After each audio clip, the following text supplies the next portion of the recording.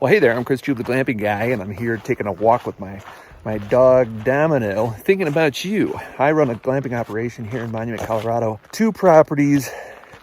We have 11 units open right now. Planning to have 20 units by the end of the year.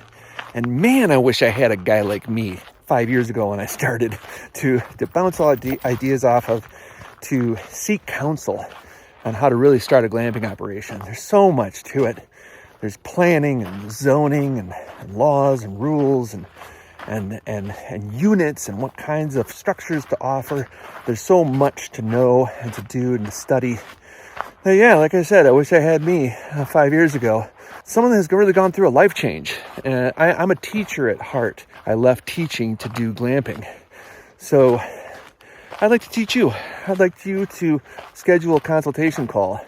And let's get to know each other. And I want to help you develop a successful, profitable, really fun glamping operation on your property.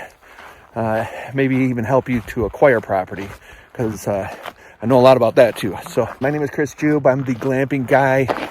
I make videos and I give consultation calls.